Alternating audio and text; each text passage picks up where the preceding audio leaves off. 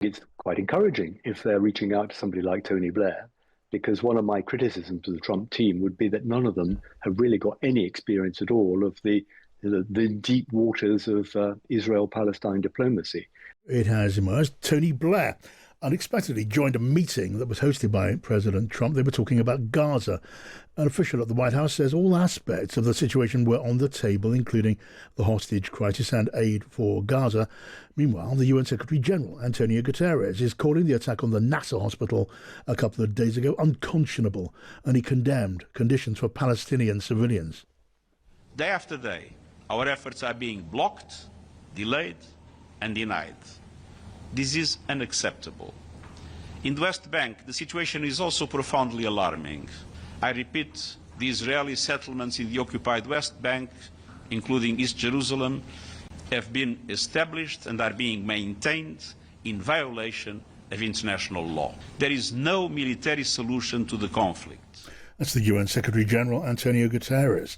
Now, let's welcome to the programme Lord Peter Ricketts, former National Security Advisor and former head of the Foreign Office. Hello to you, Peter. Hello, John. Always good to have you with us. I mean, there's a limit to what we know about this meeting, isn't there? But what do you imagine? Because you know Tony Blair, you know the climate at the White House, and you know the background. So what do you imagine Tony Blair's contribution to this Gaza policy debate might be? Well, first of all, I think it's quite encouraging if they're reaching out to somebody like Tony Blair, because one of my criticisms of the Trump team would be that none of them have really got any experience at all of the deep waters of Israel-Palestine diplomacy. And Tony Blair certainly has. I mean, he spent much of the time since he was in office working with the Israelis and Palestinians and looking for ways forward. And so the fact they're reaching out to him, I think, is rather good news. I think he will bring to the table common sense on a couple of rather important points. The American planning about Gaza seems to assume that one way or the other, a lot of the Palestinians will simply disappear and they will be able to raise the rubble and build new resorts on the coast and so on. I think Tony Blair is very clear that the 2 million people in Gaza will stay, and there has to be some sort of political future for them if the Arab world is to get behind a plan for security, for rebuilding Gaza when a ceasefire is eventually reached. So I think perhaps a bit of realism around the table in the White House from Tony Blair could be very useful. Yes. I mean, it's reasonable to imagine that Tony Blair will have on his list of desired outcomes, certainly in the longer term, a two-state solution in the Middle East. But equally, no one imagines that's anywhere near close to coming about when you look at the complexion of the Israeli government, and for that matter, what we hear on the subject from the White House. You're right, of course, but the absolutely urgent thing is, first of all, the humanitarian crisis and trying to get far more food into Gaza, stop the killing, stop the hostage, holding of hostages, the attacks on hospitals. But a ceasefire is no good unless there's some plan as to what happens the day after. Otherwise, things will just immediately deteriorate back into violence.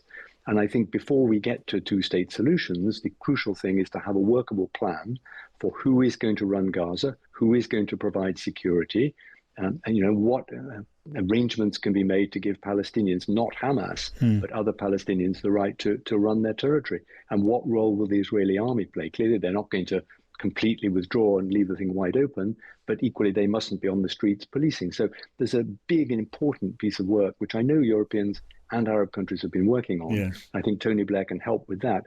But the two-state solution fits in here, John, that we can't expect Arab countries to foot the massive bill for reconstruction and support in Gaza unless they're confident there's some sort of political future for the Palestinians. Yes. I mean, look, and we have had plans laid on the table from various players in the region. Egypt, Jordan, the Gulf states have come together with ideas for, among other things, a technocratic administration in the Palestinian territory involving Palestinians, though clearly not Hamas, and ultimately new Palestinian elections, and then reconstruction, as you say, Peter, in which, people would need to contribute, and the Gulf states would be, high on that list. You wonder if Tony Blair is going to push that sort of agenda? I think he will push that sort of agenda, yes. I mean, the problem is that Hamas can't be allowed anywhere near the governance of Gaza after the horrific attack of the 7th of October and the holding of hostages.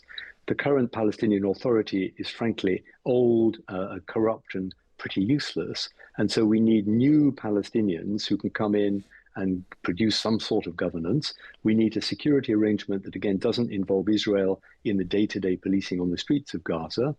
It's hard to see European countries being prepared to put in troops or police to that.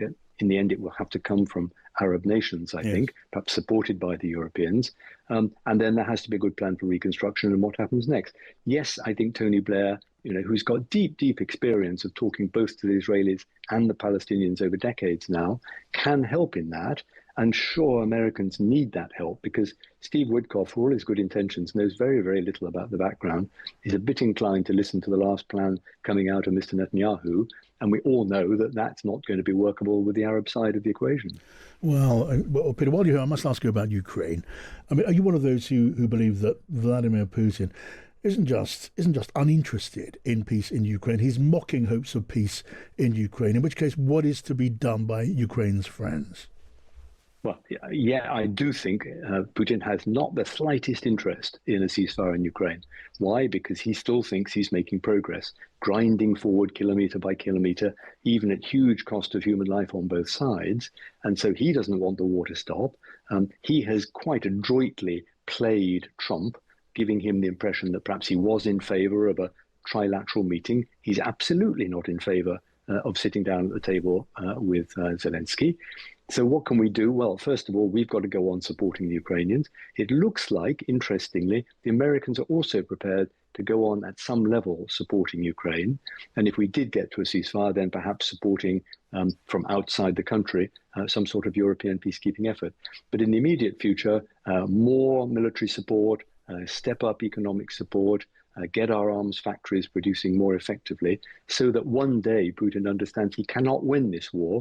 And it's about time he stopped firing missiles and drones, killing children and civilians night after night. It's not achieving anything. It's simply making matters worse. And we are not going to tire and leave the Ukrainians on their own. All right, Lord Ricketts, pleasure to talk to you. Thank you. Thank you. If we could get your reaction, sir. The Israelis bombed a hospital in Gaza that killed 20 people, including 5 journalists. When did this happen? This happened overnight, today. I didn't know that. No. Any reaction to this? Are you Well, going I'm to not talk to happy the Prime about it. Minister? I don't want to see it. At the same time, we have to end that whole nightmare. I'm the one that got the hostages out. I got them out, all of them. Steve Witkoff has been amazing. He's done a great job. But I'm the one that got them all out through my people and through me. And now we're left with probably a little bit less than 20 because I think 1 or 2 are gone. And I said a long time ago, I'm going to get them out. But when we get down to that final 10 or 20, these people aren't going to release them because they're dead after they release them. So it's a nasty situation, very nasty, horrible thing.